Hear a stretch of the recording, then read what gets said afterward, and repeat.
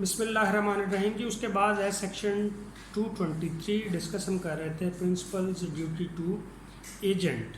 तो इसमें सेक्शन 223 को देखते हैं। सेकंड ड्यूटी जो है प्रिंसिपल की एजेंट की तरफ वो इस सेक्शन में डिफाइन की गई है, जिसमें as agent to be indemnified against consequences of acts done in good faith, where one person implies another to do an act and the agent does the act in good faith, the employer is liable to indemnify the agent against the consequences of that act, though it causes an injury to the rights of the third person.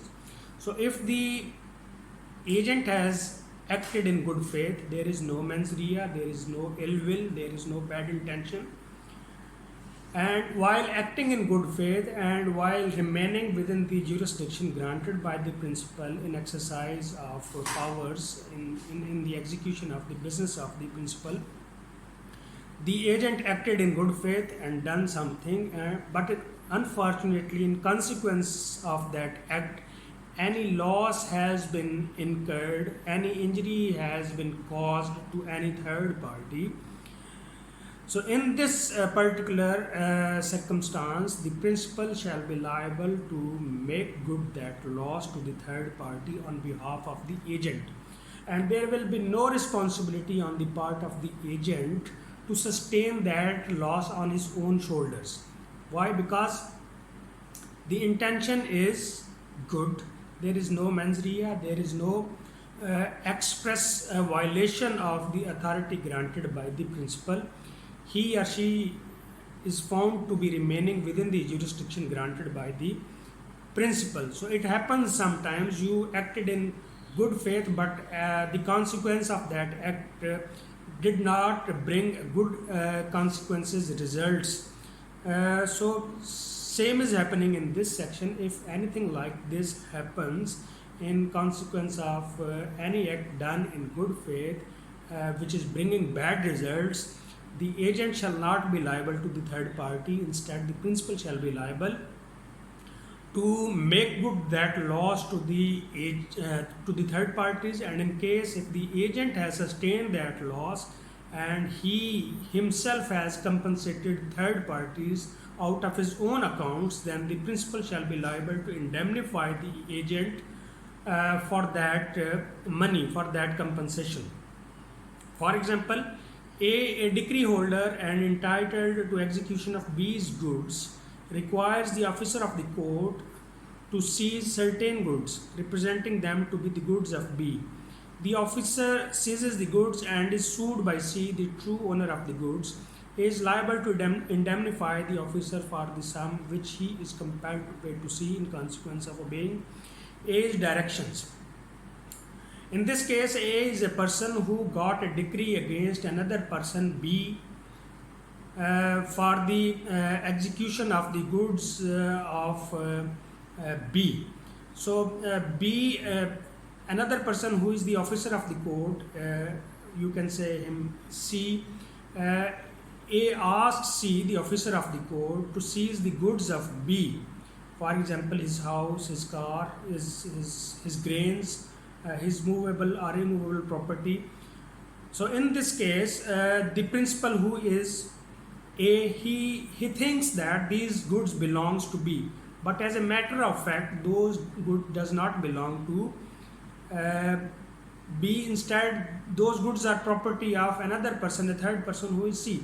So the officer of the court, believing in the saying of A, he used to confiscate those properties, immovable or removable, thinking that these properties are belonging to person B.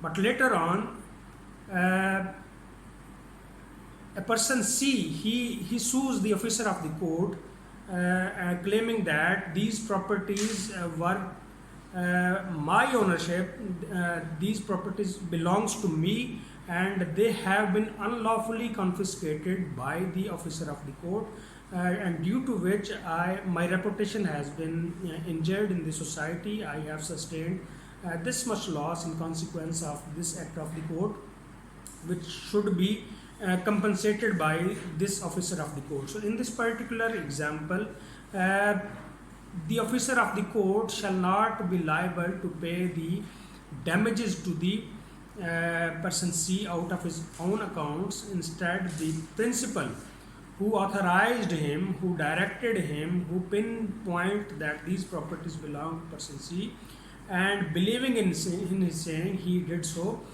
So he will be actually liable. The principal will be liable to make good that loss to C and to sustain that injury on behalf of the officer of the court. तो ऐसी सूरत में अगर agent जो है वो अपने principal की direction पे और गुड फेथ में कोई एक्ट करता है और उस एक्ट की सूरत में अगर थर्ड पार्टी को किसी किस्म का नुकसान होता है, उसको कोई इंजरी काज होती है, तो इसमें एजेंट की ज़िम्मेदारी नहीं है, लाइबिलिटी नहीं है कि उस लॉस को पूरा करे। किसकी ज़िम्मेदारी है? बेसिकली वो प्रिंसिपल की ज़िम्मेदारी है कि उस नुकसान को पूरा करे। इसी तरह इसमें एक और इलस्ट्रेशन है जी, B at the request of A sells goods in the possession of A but which A had no right to dispose of, B does not know this and hands over the proceeds of the sale to A. Afterwards, C, the true owner of the goods, sues B and recovers the value of the goods and costs.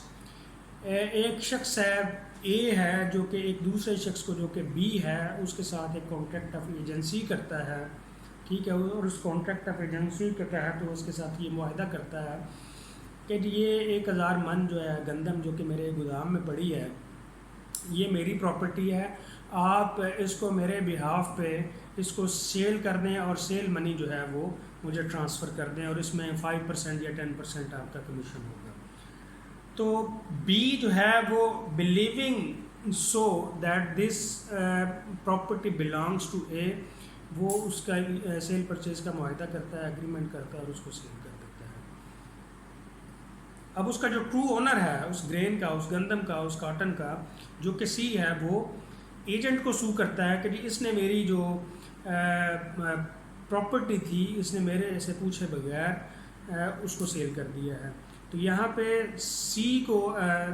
B को जो है वो सू में जाने के बाद अगर कोई डैमेजेस जो है वो सी को पे करना पड़ते हैं, तो उन डैमेजेस को पे करने की ज़िम्मेदारी किसकी होगी? प्रिंसिपल की, एजेंट की, जिसने उसको ऑथराइज किया था, जिसने उसको डायरेक्ट किया था और जिसने उसको मिसगाइड किया था इनफैक्ट कि ये जो अपने ग्रेन है I got its ownership and you can sell on my behalf to the third parties. तो इस तरह के सर्कमस्टांसेस में जहाँ एजेंट ने गुड फेथ में एक्ट किया हो और उस गुड फेथ में किए गए एक्ट के कॉन्सिक्वेंस के तौर पर अगर कोई नुकसान होता है थर्ड पार्टीज़ को, तो principal shall be liable to make good that loss. Thank you.